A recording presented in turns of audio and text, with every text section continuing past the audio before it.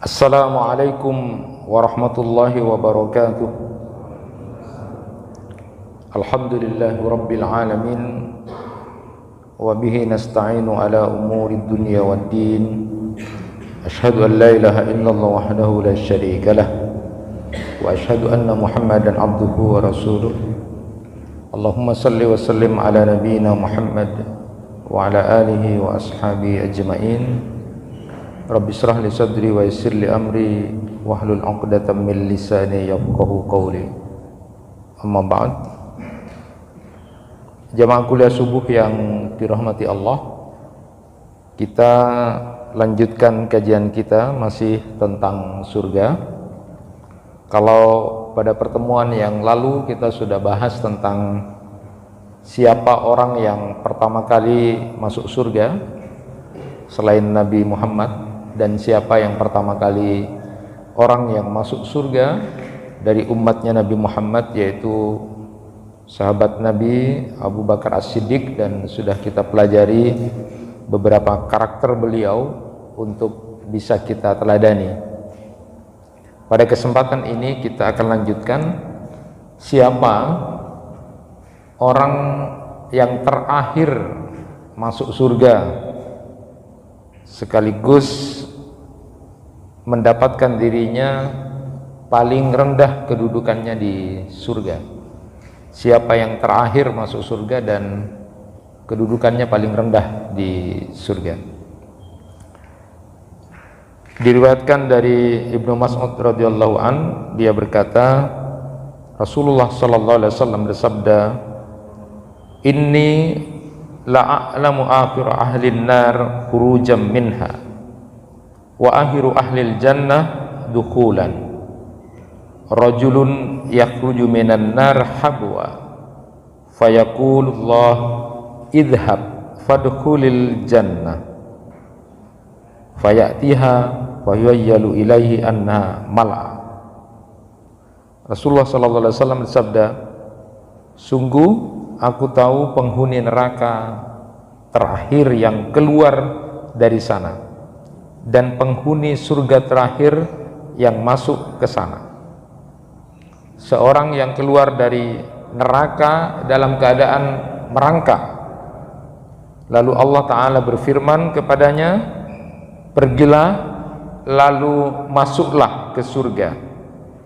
Dia lalu menghampiri, kemudian terlihat olehnya seolah-olah surga itu sudah penuh.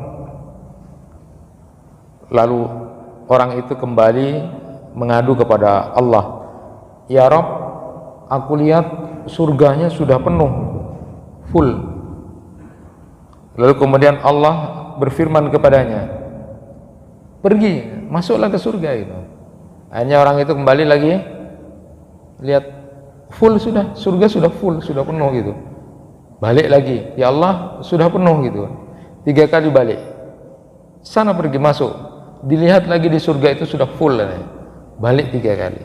Sampai kemudian lalu Allah berfirman kepada orang ini setelah 3 kali bolak-balik gitu, lihat surga katanya sudah full, orang terakhir ini.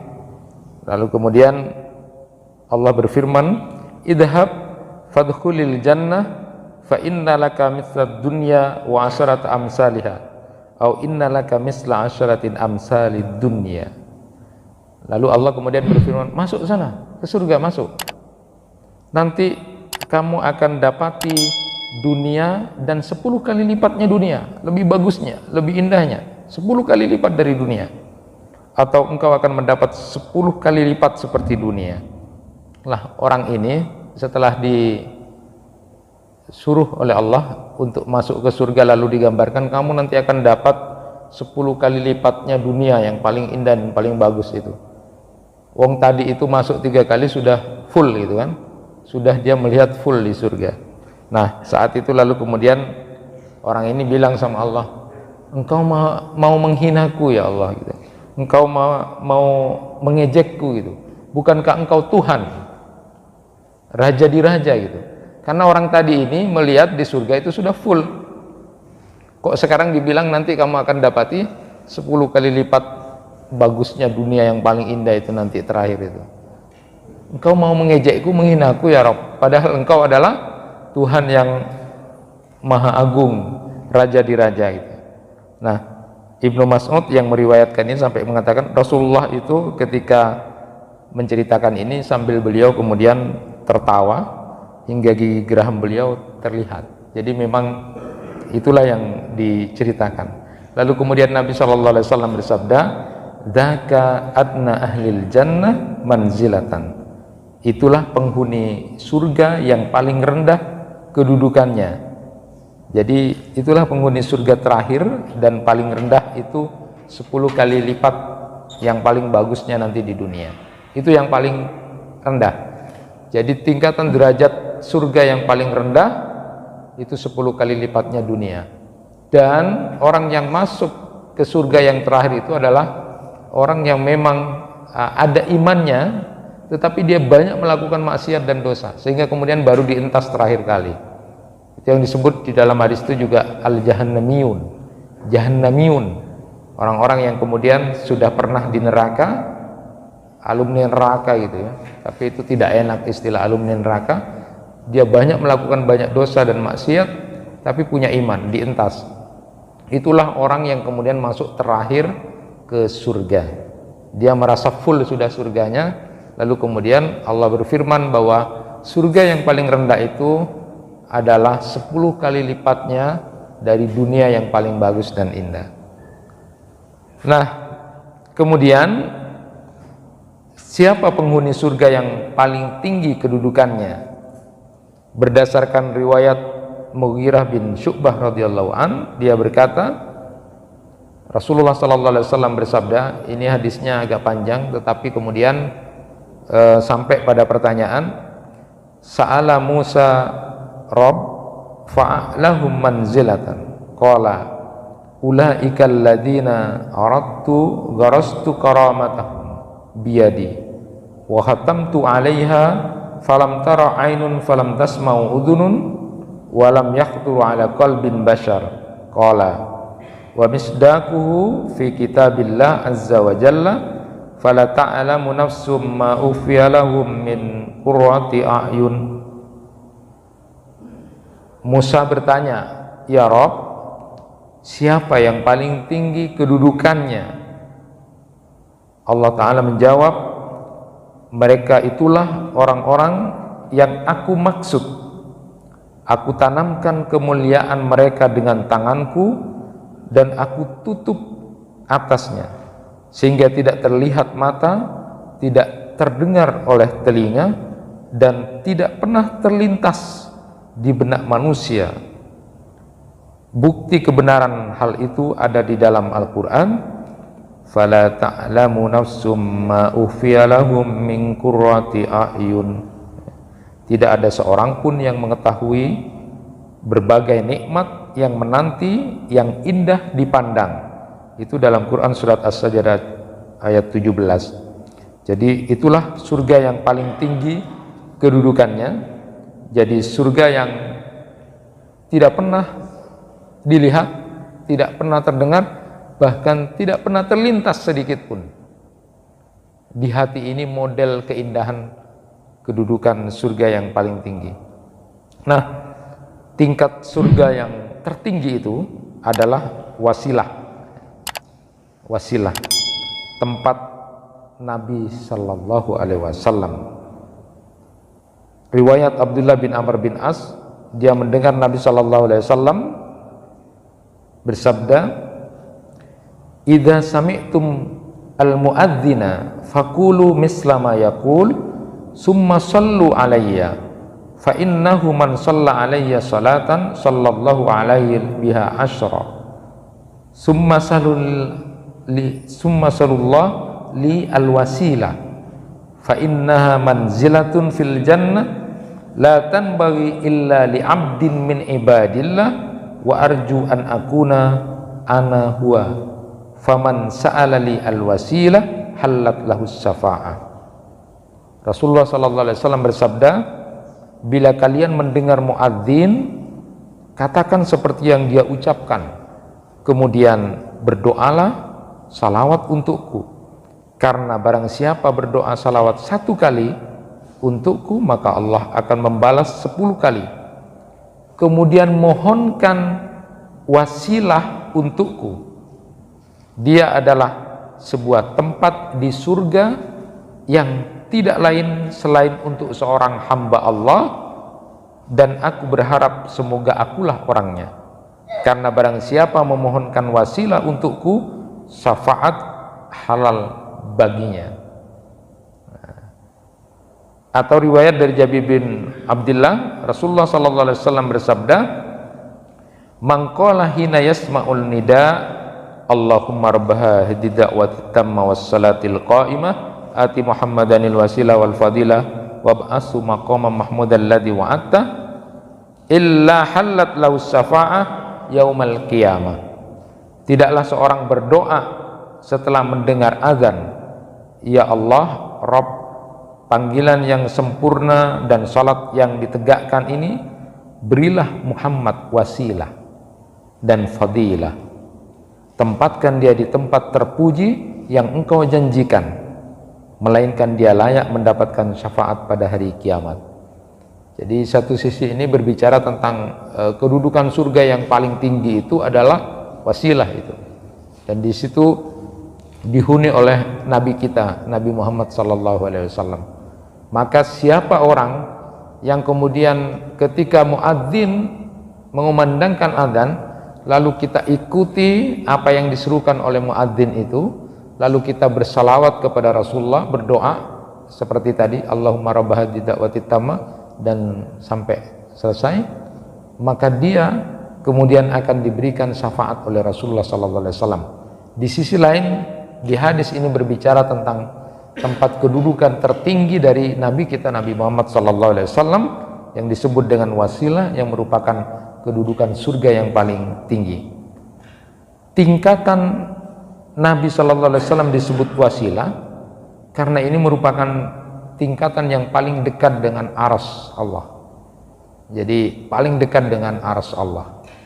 Ibnu Qayyim itu menjelaskan kata wasilah berakar dari kata qurb, artinya dekat, mengingat bahwa Nabi kita Nabi Muhammad adalah makhluk yang paling agung, ubudiyahnya pada Allah paling bagus, paling tahu Allah, paling takut kepada Allah, paling besar cintanya kepada Allah, maka kedudukannya begitu sangat dekat dengan Allah.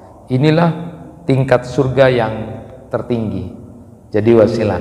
Nah, jamaah yang dirahmati Allah, apakah ketika kita berbicara tentang surga dan berharap mendapatkan surga itu sesuatu yang tidak baik atau bertentangan dengan keikhlasan kepada Allah? Ini kadang-kadang ada orang yang mengucapkan ketika berbicara tentang ikhlas pada Allah, sudah tidak usah mikir masalah surga, tidak usah mikir masalah neraka. Maka sebenarnya berbicara tentang surga, atau kemudian kita sudah bahas tentang neraka, jangan kemudian dipertentangkan dengan keikhlasan kepada Allah Subhanahu wa taala, karena masing-masing sudah punya proporsinya. Kenapa? Karena Al-Qur'an sendiri, lalu kemudian hadis-hadis Rasulullah itu berbicara tentang itu. Mari kita lihat misalnya. Allah Subhanahu wa taala berfirman, wasari'u ila maghfiratin min rabbikum wa jannatin arduhas samawati wal ard wa'iddat lil muttaqin. Bersegeralah kalian menuju ampunan Allah dan surga yang luasnya seluas langit dan bumi, yang disediakan bagi orang-orang yang bertakwa. Jadi di dalam Quran surat Ali Imran 133 ini misalnya, Allah sudah berbicara tentang surga itu. Ayo segera bersegera untuk mendapatkan ampunan Allah dan surga yang nanti akan diberikan itu kepada orang-orang yang bertakwa itu. Allah sudah memberikan itu. Tidak ada yang salah. Cuma ada proporsinya, ada tempatnya. Tidak lalu dipertentangkan. Ya. Kalau ikhlas pada Allah, tidak usah bicara surga. Siapa bilang? Mari kita lihat lagi. Allah Subhanahu wa taala sudah menyebutkan itu. Bahkan Nabi sallallahu alaihi wasallam pun mendidik mengajari para sahabat tentang surga itu. Saat beliau melewati keluarga Yasir yang sudah kita kenal sejarah yang luar biasa, keluarga Yasir itu kan kemudian masuk Islam, lalu kemudian disiksa oleh orang-orang kafir Quraisy itu. Keluarganya Yasir semuanya disiksa. Tidak ada yang siksaan yang luar biasa yang dialami oleh keluarga Yasir ini. Ya. Luar biasa siksaannya, sampai kemudian hampir dimutilasi. Saat Rasulullah sallallahu alaihi wasallam lewat, Rasulullah menyatakan, sabran ala Yasir fa inna mau'idakum al jannah. Sabarlah, sabarlah. Waktu itu belum ada perlawanan. Sabar wahai keluarga Yasir, sabar wahai keluarga Yasir. Ketahuilah bahwa sesungguhnya janji balasan bagi kalian adalah surga. Rasulullah bilang begitu. Janji Allah pada kalian yang sabar dengan disiksa seperti ini, surga, surga. Bagi kalian surga. Pada saat perang Badar, Nabi SAW bersabda kepada sahabat-sahabatnya untuk memberikan semangat karena lawan banyak jumlahnya itu. Rasulullah menyatakan, "Kumu ilal jannah, arduhas samawati wal ard." Bangkit, ayo bangun. Kita semangat untuk dapat surga yang luasnya seluas langit dan bumi. Itu disemangati, surga, ayo semangat. Tidak usah takut, tidak usah gentar. Nabi SAW juga pernah bersabda, "Ala inna sil'atallahi ghaliyah, ala inna sil'atallahi hiyal jannah." Ketahuilah sesungguhnya dagangan Allah itu mahal. Ketahuilah dagangan Allah itu adalah surga. Bahkan di antara doa-doa Nabi juga mengajarkan kepada kita untuk meminta surga. Allahumma inni as'alukal jannah wa ma qarraba ilaiha min qaulin aw amalin. Rasulullah pernah berdoa begitu. Ya Allah, sesungguhnya aku mohon kepadamu surga serta apa saja yang mendekatkan kepadanya, baik ucapan ataupun perbuatan. Hadis riwayat Ibnu Majah. Jadi kita diajarkan begitu. Enggak apa-apa. Di habis maghrib dan habis subuh itu paling tidak membaca itu, Allahumma inni as'alukal jannah, Allahumma ajirni minan nar 7 kali. Minta, enggak apa-apa. Jadi jangan dipertentangkan. Ada proporsinya masing-masing. Anas bin Nadhr radhiyallahu anhu pada hari Uhud itu, pada perang Uhud itu, dia mengatakan kepada Sa'ad bin Mu'adz, "Ya Sa'ad bin Mu'adz, al-jannah wa rabbin Nadhr, inni ajidu rihaha min duni Uhud." Wahai Sa'ad bin Mu'adz, aku menginginkan surga demi Rabbnya An-Nadhr, sesungguhnya aku menemukan wangi surga dari arah bawah Uhud. Itu luar biasa para sahabat. Kalau kemarin disampaikan bahwa bau surga itu 40 tahun perjalanan, orang-orang yang sudah punya cinta kepada Allah untuk berjihad itu juga menyebutkan bau surga sudah ada. Jadi tidak usah dipertahankan, tidak ada itu. Betul, kalau dalam ilmu tasawuf itu seperti itu disebutkan, tidak seperti itu juga. Makanya kalau Ibnu Taimiyah mentangkan orang yang tidak mau seperti itu orang zindik, orang munafik. Manusia selama masih manusia ya seperti itu. Ada keinginan dapat seperti itu. Itu manusia namanya. Kemudian ridha Allah, iya betul ridha Allah. Tidak usah bicara itu. Betul ridha Allah nanti akan diberikan surga. Jadi surga itu tidak usah direken. Tidak juga. Jangan menjadi munafik. Orang manusia itu Allah, ridha Allah itu memang utama. Dan kenikmatan surga yang tertinggi nanti adalah ketika bisa melihat Allah, melihat wajah Allah. Nah, tetapi dalam konteks ini di surga.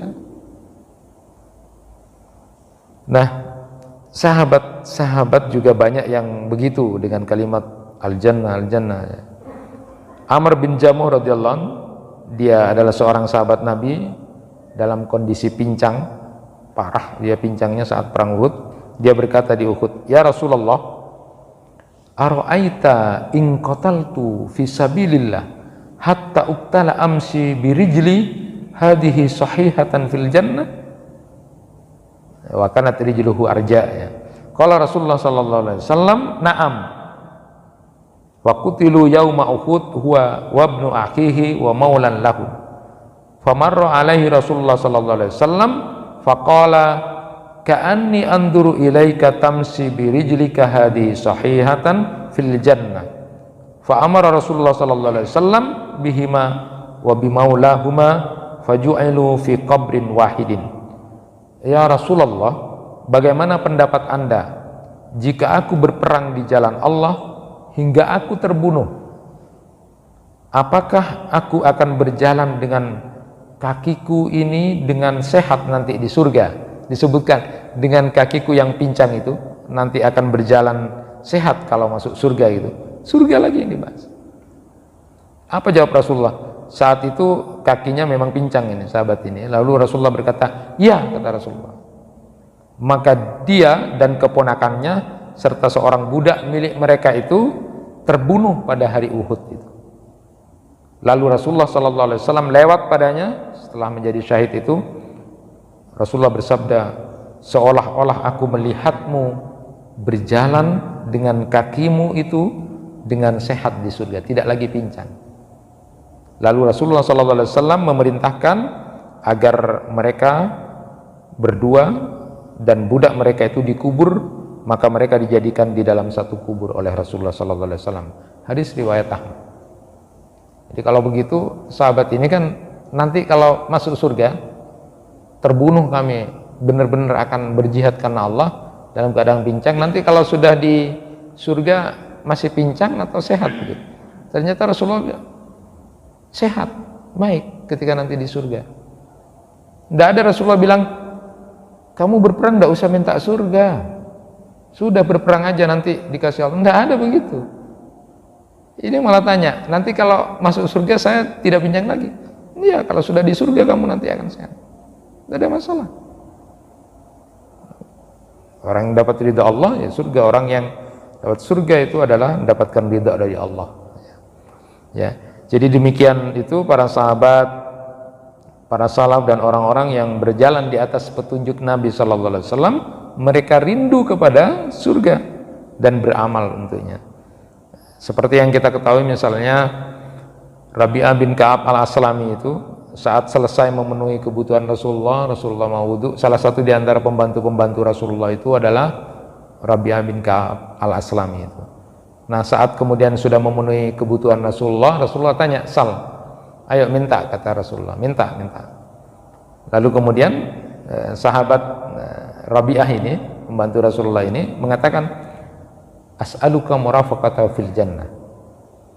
Aku hanya minta bisa bersama engkau ya Rasulullah di surga. Aku bisa menemani engkau ya Rasulullah di surga. Lalu kemudian Rasulullah bertanya lagi, "Au ghairu dzalik?" Ada yang lain? Lalu Rabi'ah bin Ka'ab al-Aslami itu menjawab, "Huwadak." Cukup itu saja ya Rasulullah. Nah, inilah yang kemudian Rasulullah menyatakan kepada Rabi'ah bin Ka'ab al-Aslami ini, "Fa'inni ala nafsika bi kasratis sujud." Bantu aku memenuhi keinginanmu untuk bisa bersamaku nanti di surga yang paling tinggi itu dengan banyak melakukan sujud. Nah, ia berbicara tentang surga, bisa menemani engkau ya Rasulullah di surga, apa yang salah? Ini kan tataran yang biasa saja ya. Bisa menemani engkau ya Rasulullah di surga. Jadi kalau tadi itu kedudukan yang paling tinggi itu adalah wasilah ya, tempat yang paling dekat dengan arsy Allah itu surga itu yang paling tinggi. Nah, Rabi'ah bin Ka'ab al-Aslami ini cuma minta kepada Rasulullah bisa menemani Rasulullah di surga. Maka bantulah dengan banyak melakukan sujud atau sholat. Nah, kalau Ibnu Qayyim itu melihat sisi terbaik psikologis dari Rabi'ah bin Ka'ab al-Aslami, kalau ingin melihat kesungguhan seorang sahabat yang lain dari kebanyakan orang itu, lihatlah Rabi'ah bin Ka'ab al-Aslami. Ditawari oleh Rasulullah yang lain, kemudian tetap nggak mau bahas apapun, tapi ingin bersama Rasulullah di surga. Kalau kita kira-kira ditawari yang lain, Minta apa itu? Minta macam-macam itu. Ya, kalau Rabi'ah ini enggak, ya pokoknya enggak ada yang lain, sudah pokoknya sama engkau ya Rasulullah di surga. Maka kalau doanya Ibnu Mas'ud itu ya harus kita baca, karena itu sudah direkomended dari Rasulullah SAW, yaitu diantaranya Allahumma inni as'aluka imanan la yartab wa na'iman la yanfat wa murafaqata Muhammad SAW fi a'la jannatil khuld. Itu sudah harus sering kita baca itu. Ya, minta kepada Allah iman yang tidak sedikit pun murtad, lalu nikmat yang tidak terputus. Jadi nikmat yang tidak terputus itu apa? Nikmat kalau kita sudah mendapatkan surga. Jadi nikmat-nikmat dunia ini kecil, ya nilainya. Kalau sampai terputus, walaupun itu nikmatnya besar, tapi nikmat terbesar itu nanti adalah ketika kita mendapatkan surga. Minta kepada Allah wa na'iman la yanfat, nikmat yang tidak terputus. Kita sudah mendapatkan nikmat banyak dari Allah, nikmatnya banyak dari Allah, maka jangan sampai terputus sampai di dunia, karena nikmat sesungguhnya itu adalah mendapatkan surga. Nah, wa murafaqata Muhammad sallallahu alaihi wasallam fi a'la jannatil khuld, dan kemudian bisa bersama dengan Rasulullah sallallahu alaihi wasallam di surga yang paling tinggi. Nah, jadi itu luar biasanya, ya. Dan kita memahami bersama jamaah yang dirahmati Allah bahwa kemenangan besar dan sukses yang sesungguhnya itu adalah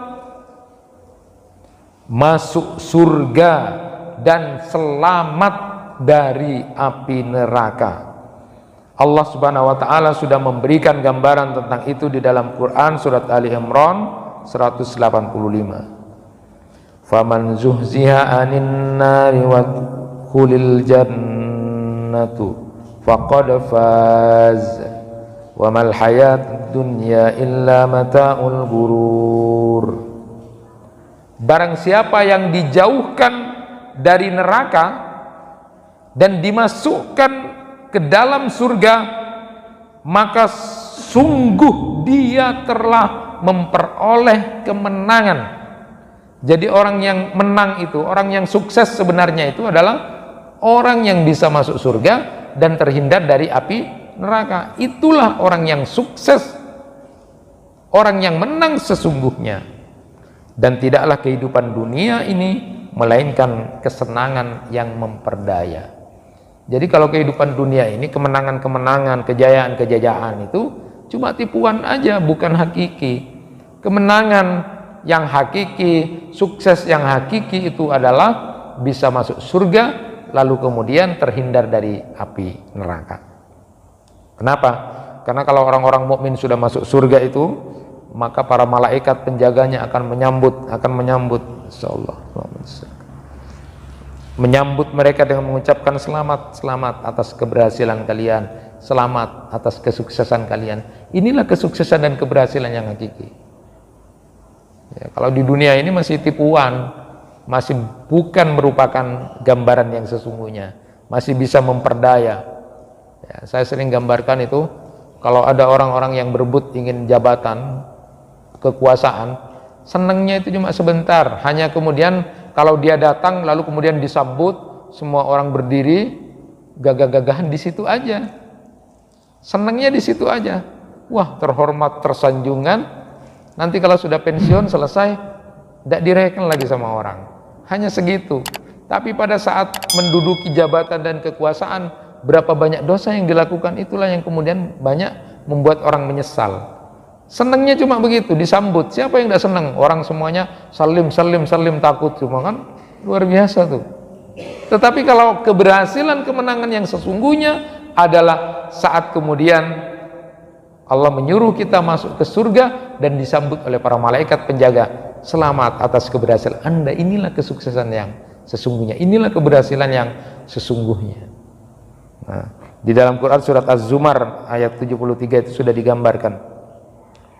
Wasiqal ladzina taqaw rabbahum ilal jannati zumara hatta idza ja'uha wa futiyat abwabuha wa qala lahum mazanatuha salamun alaikum tibtum fadkhuluha khalidin.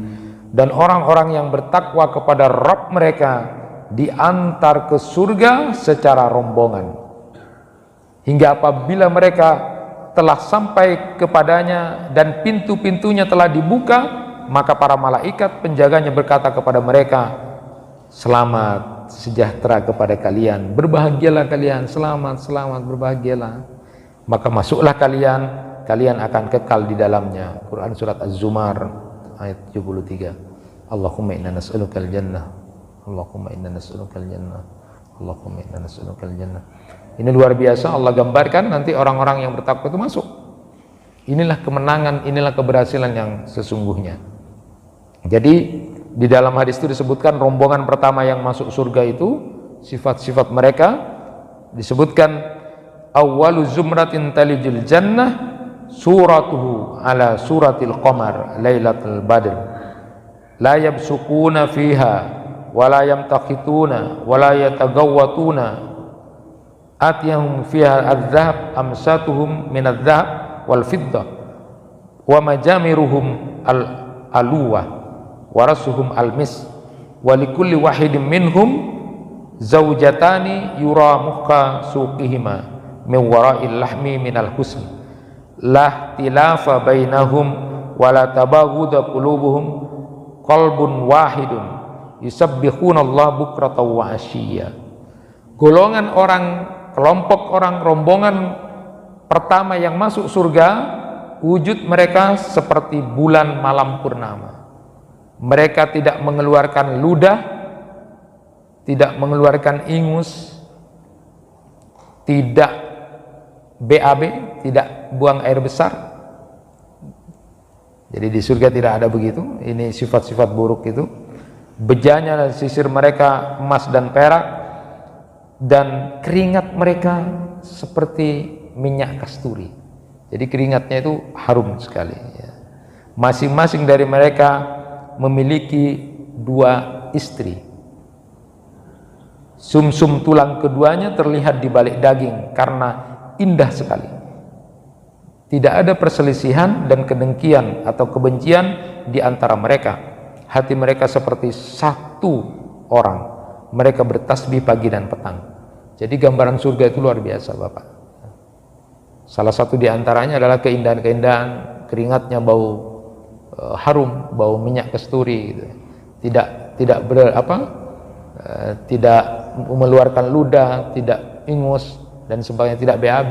Itu nanti modelnya seperti bersendawa, itu sudah keluar dan dari keringat itu. Itu hebat dan indahnya kenikmatan-kenikmatan di surga, nanti akan dibahas secara khusus ya.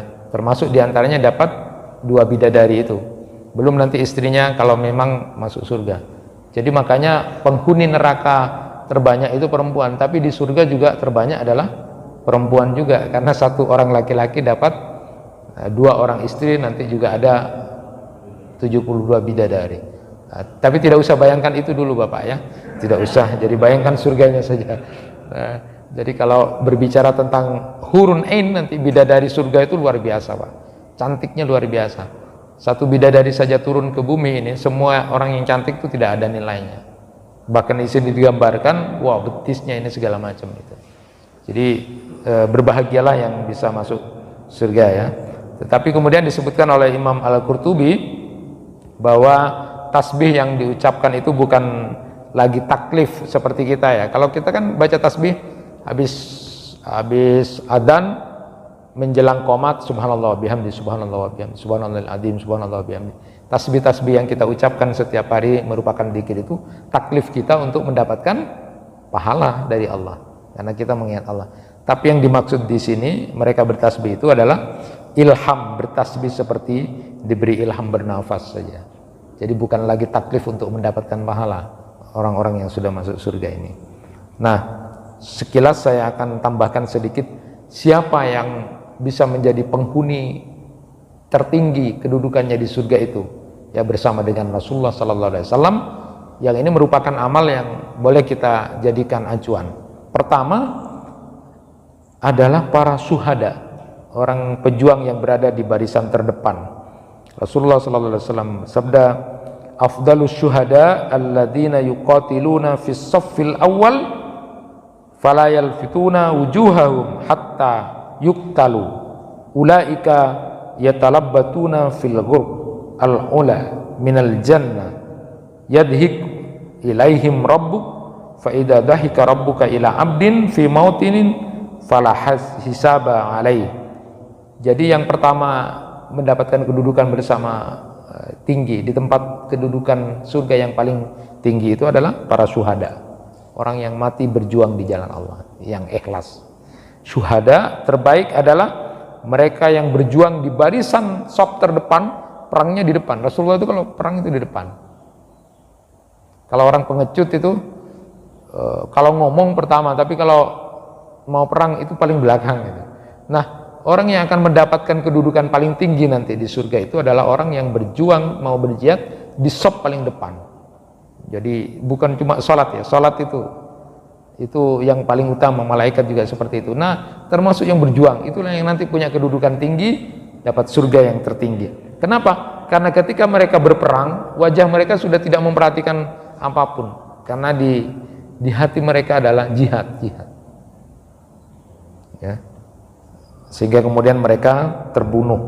Nah, mereka itulah kata Rasulullah orang-orang yang nanti gambarannya berguling-guling di kamar, nyaman sudah Pak di kamarnya surga itu, sampai kemudian Rabb-nya menertawakan mereka, tersenyum.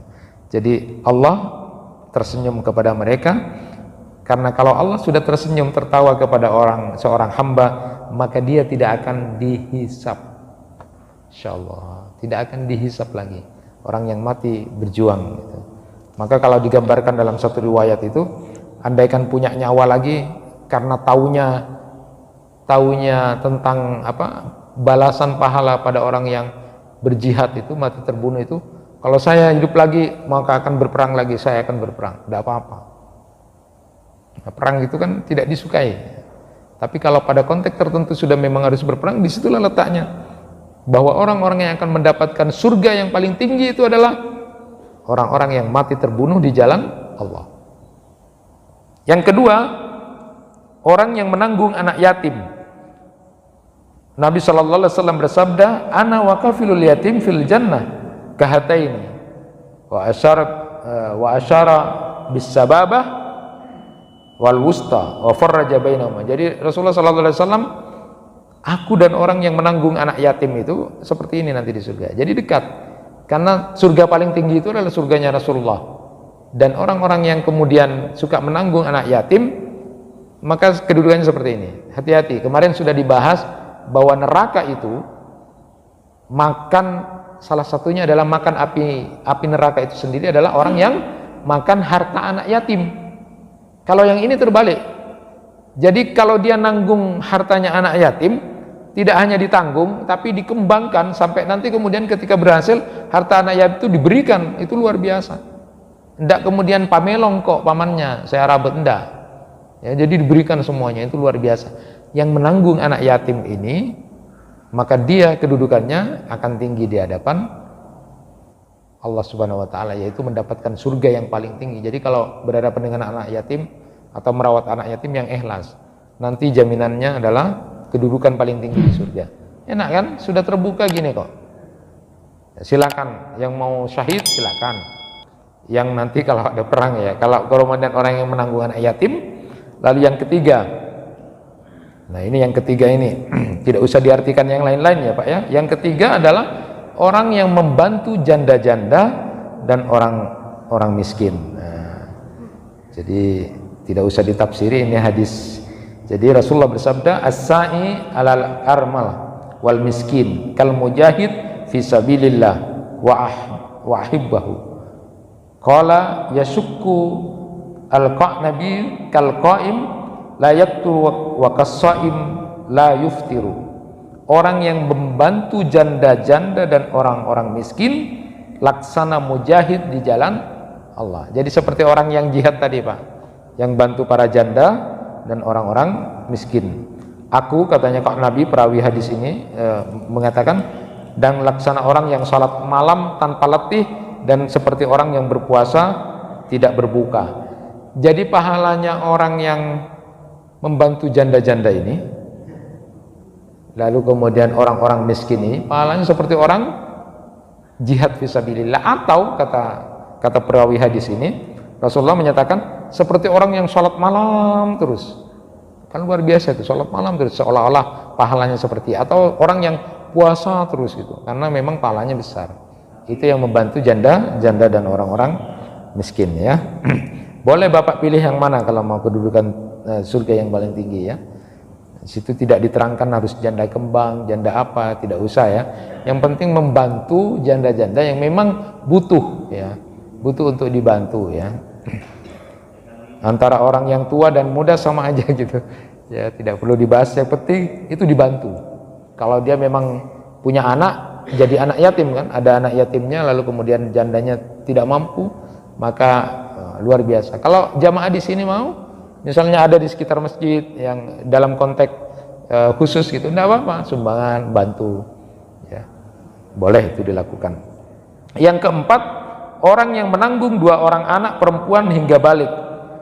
Man ala jariyataini hatta tublagha jaa yaumal qiyamah ana wa huwa wa damma sabil. Rasulullah sallallahu alaihi wasallam menyatakan bahwa siapa yang kemudian menanggung 2 anak perempuan sampai kemudian balik, maka dia nanti bersamaku datang pada hari kiamat. Seperti ini kata Rasulullah. Jadi kalau diberikan amanat anak perempuan 2 atau 3, itu kesempatan yang luar biasa Pak. Ikhlas sampai dia balik, ikhlas menyayangi, betul-betul mendidik dan sebagainya, dia tidak mengeluh sedikit pun dengan amanat yang diberikan Allah berupa anak-anak perempuan ini. Ini luar biasa. Konteksnya dulu kan di zaman Rasulullah itu kan tidak suka kalau anaknya perempuan, maka dijamin siapa yang kemudian punya anak perempuan lalu kemudian dia besarkan, dia didik, dia rawat, dia biayai sampai besar 2 atau 3 perempuan, maka dia akan punya kedudukan dekat dengan Rasulullah SAW. Dan yang terakhir, yang kelima itu adalah orang yang akhlaknya bagus. Nabi SAW bersabda, ana zaimun bi baitin fi rabatil jannah liman tarakal mira'ah wa in kana muhiqqan. Perhatikan ini. Wa bi baitin fi wasatil jannah liman taraka al-kadhiba wa in kana mazihan. Wa bi baitin fi a'lal jannah liman hassana khuluqahu. Ini perhatikan, penting ini Bapak dan Ibu sekalian. Rasulullah menyatakan, aku adalah pemimpin di sebuah rumah di pagar surga. Jadi surga yang paling tinggi, ini sudah emperannya, tapi itu yang paling tinggi di pagar surga. Buat siapa? Bagi orang-orang yang tidak mau berdebat, tidak mau berdebat-debat, walaupun dia benar. Nah, jadi menahan diri kalau berdebat dengan orang yang nanti malah tidak ada gunanya, malah debat kusir atau kemudian malah dia menghina. Tidak perlu, hindari debat yang kemudian itu justru akan kemudian kebenaran malah tidak tampak. Jadi orang yang kemudian tidak berdebat meski dia benar, karena tidak mau bertengkar-tengkar hal seperti itu di pagarnya. Lalu aku adalah pemimpin, kata Rasulullah, di tengah-tengah surga yang paling tinggi itu bagi siapa orang yang tidak berdusta walaupun dia bercanda. Nah, ini agak-agak hati-hati. Tidak berdusta walaupun dia bercanda. Ya. Oh, jangan. Tapi sekarang ini Bapak dalam keseharian ya. Kalau dalam konteks mubalik pendakwa itu yang sekarang yang laris yang lucu-lucu Pak. Ya. Jadi saya pernah diundang, Ustaz, sampean diharapkan banyak lucunya. Oh, kok terbalik gitu saya bilang. Kalau undang saya yang serius, maksudnya yang dapat ilmu, jangan kemudian yang lucu-lucu. Jadi kalau ada cuma cerita isinya lucu, bahkan kadang-kadang dusta itu, hanya untuk menarik ya. Tapi tidak ada ilmu, cuma isinya lucu. Nah, hati-hati. Ini tidak akan mendapatkan dirinya di tempat paling tinggi karena dia berdusta walaupun dia bercanda itu. Apalagi kemudian dalam dakwah itu. Rasulullah bercanda, tapi Rasulullah candanya itu ilmiah gitu ya. Masuk akal dan kemudian luar biasa ya. Bukan kemudian canda-canda yang dusta. Dan yang berikutnya adalah aku adalah pemimpin di sebuah rumah di atas surga. Ya, ini yang paling bagus ya. Kalau tadi di tengah, bagi orang-orang yang punya akhlak, adab, punya etika yang luar biasa, akhlaknya bagus, nanti dia akan bersamaku, kata Rasulullah SAW, yaitu mendapatkan rumah yang paling, istana yang paling bagus di surga bersamaku, dekat, kata Rasulullah. Siapa itu? Orang yang akhlaknya bagus. Jamaah yang dirahmati Allah, itu yang bisa kita sampaikan, tetapi penting untuk kita sama-sama ingat mengakhiri kajian kita pada kesempatan pagi ini. Saya ingin ingatkan buat saya sendiri dan jamaah sekalian, sebenarnya ada dua saja ya, yang menguatkan kita supaya menjadi istiqomah mendapatkan surga itu paling tidak. Yang pertama adalah jagalah anggota badan kita untuk tidak melakukan maksiat. Ya. Jika ada orang yang waktu masih muda, dia menjaga perintah-perintah Allah, lalu kemudian menjauhi apa yang dilarang oleh Allah, waktu masih muda, maka nanti kalau dia sudah tua, Allah akan jaga nikmat anggota tubuhnya, tidak akan dikurangi oleh Allah. Ya. Ketika memberikan tafsiran terhadap hadis Rasulullah, ihfadillah yahfadka, itu Ibnu Rajab Al-Hambali itu menyatakan, jagalah Allah maka nanti Allah akan menjagamu itu. Beliau menyatakan begini, siapa yang pandai menjaga perintah-perintah Allah di saat masih muda dan menjauhi larangan-larangan Allah, maka pada saat dia sudah tua, yang mestinya pendengarannya akan berkurang, penglihatannya mulai berkurang juga, lalu akalnya sudah mulai juga berkurang, maka Allah akan jaga dia masih seperti waktu muda, walaupun sudah berkurang tapi kekuatannya masih sama. Ini ada satu riwayat yang luar biasa, seorang Syekh Abu Khatib At-Tabari itu umurnya 100 tahun.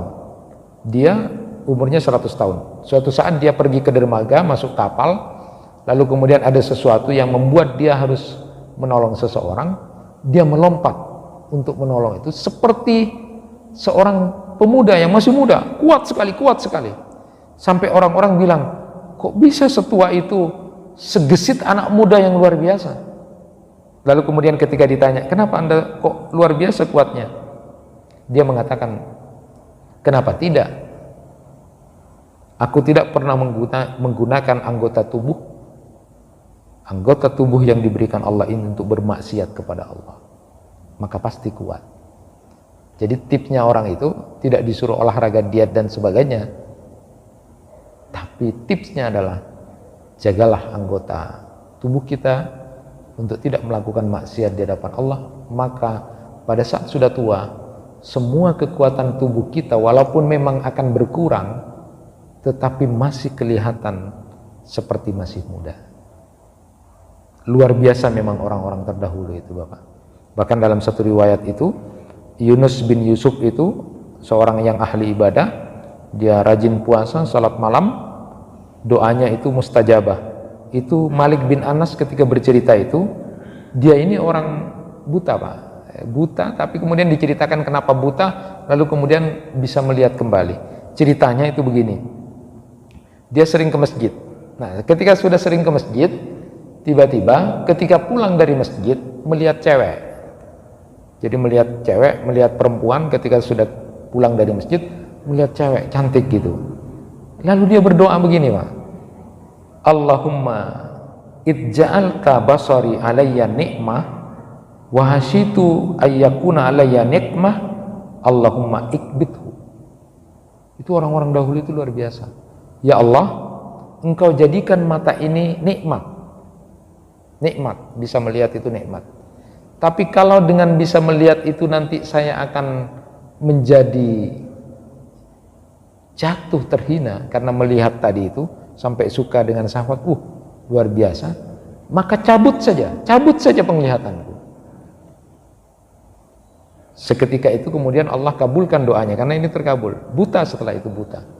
Tidak ada bapak yang begitu, tidak ada bapak, terutama bapak itu. Tidak ada yang kemudian melihat perempuan, ya Allah nikmat ya Allah cabut, tidak ada, malah besoknya lagi itu kan. Nah, kalau orang dahulu itu seperti itu, cabut saja ya Allah, cabut. Kalau ini akan menjadikan nikmat. Nah, akhirnya buta. Tapi karena dia tetap ke masjid, dia minta tuntun sama ponakannya.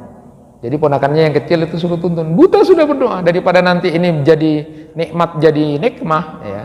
Jadi bencana, nikmat jadi bencana, itu nikmah itu bencana, kalau nikmat itu nikmat ya. Daripada kemudian jadi bencana, cabut saja, dicabut oleh Allah buta. Lalu dia tetap ke masjid tapi dituntun oleh ponakannya. Nah, suatu saat setiap dia mau pulang biasanya bawa kerikil tandanya kepada ponakannya, ayo sudah pulang. Nah, suatu saat ponakannya itu main, dia belum waktunya pulang, masih sholat mestinya ya. Tetapi karena agak mau BAB gitu, jadi perutnya agak sakit, dia kemudian melempar kerikil untuk menandakan kepada ponakannya. Ternyata ponakannya itu masih main di masjid, masih main, jadi tidak ngereken.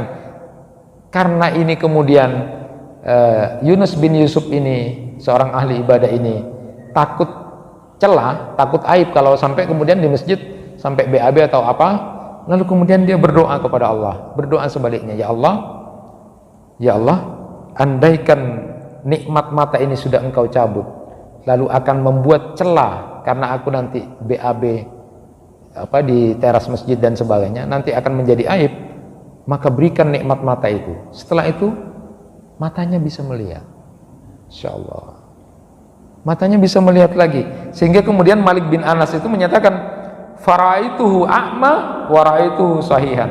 Dulu aku melihat orang ini buta, tapi kemudian melihat tiba-tiba orang ini sudah bisa melihat.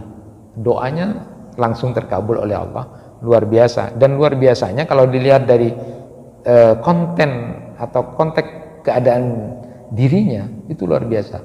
Satu tadi, kalau ini akan buat bencana nikmat mata ini, Allah cabut saja. Tidak ada yang berani begitu kita. Nah, ini minta nikmat dari Allah karena nanti akan membuat tidak baiknya di masjid itu atau menjadi celah aib, diberikan oleh Allah. Hebat, luar biasa orang seperti ini. Orang dahulu itu karena memang menjaga anggota tubuhnya. Kalau saya termasuk itu mungkin susah untuk seperti ini. Tetapi paling tidak setelah kita menggunakan anggota tubuh kita, terakhir yang harus kita lakukan, berbanyaklah beristighfar kepada Allah. Saya ingin sampaikan, ini luar biasa. Kebiasaan orang-orang soleh terdahulu itu, jika melihat anak-anak kecil, sekumpulan anak itu, mereka tidak lupa menyapa mereka, lalu minta, doakan nak, supaya Allah mengampuni saya. Boleh ini dilakukan nanti. Jadi walaupun mereka bisa berdoa sendiri ya, tapi tetap meminta kepada anak-anak kecil itu. Umar bin Khattab pernah meminta kepada anak-anak kecil yang bermain itu disapa, lalu doakan diampuni oleh Allah saya. Umar bin Khattab ketika ditanya kenapa, karena anak-anak ini belum punya dosa, jadi kalau minta pada Allah pengampunan, diampuni. Abu Hurairah juga begitu, ketemu anak kecil, bilang, nak, ya Allah ampuni Abu Hurairah, baikin mereka, lalu kemudian doakan ikhlas, ya Allah ampuni Abu Hurairah. Ini kebiasaan orang-orang terdahulu. Nah, di dalam Al-Quran itu disebutkan, wa ma kana Allahu liyu'adzibahum wa anta fihim wa ma kana Allahu mu'adzibahum wa hum yastaghfirun. Quran surat Al-Anfal 33. Dan Allah sekali-kali tidak akan mengazab mereka sedang kamu berada di antara mereka, dan tidaklah pula Allah akan mengazab mereka sedang mereka beristighfar meminta ampunan. Jadi Ibnu Abbas ketika menafsiri ayat ini, beliau menyatakan bahwa ada dua jaminan keamanan keberadaan kita ini. Yang pertama, saat ada Nabi di tengah-tengah kita, saat ada Rasulullah di tengah-tengah kita, itu aman. Yang kedua, pada saat kita sering beristighfar kepada Allah. Yang pertama, Nabi kita sudah meninggal, Nabi kita sudah wafat, tinggal yang satu sekarang, istighfar kepada Allah. Maka tidak ada lain yang bisa kita lakukan untuk mendapatkan surga itu, di samping kita melakukan usaha beramal kepada Allah, adalah jaga tubuh kita dari hal-hal yang dilarang atau maksiat kepada Allah. Dan yang kedua, perbanyaklah istighfar kepada Allah, pasti aman. Bahkan doa-doa kita, katanya Ibnu Qayyim itu, doa-doa kita berubah menjadi istighfar kepada Allah. Kenapa? Karena kalau Allah sudah mengampuni dosa-dosa kita, maka apapun yang menjadi hajat kita tanpa diminta pun Allah akan berikan. Itu yang bisa disampaikan pada kesempatan kali ini. Mudah-mudahan Allah Subhanahu wa taala memberikan surga kepada kita, kita mencapai ridha Allah Subhanahu wa taala dan terhindar dari api neraka. Kurang lebihnya mohon maaf. Subhanakallahumma wa bihamdika asyhadu an la ilaha illa anta astaghfiruka wa atubu ilaik. Wassalamualaikum warahmatullahi wabarakatuh.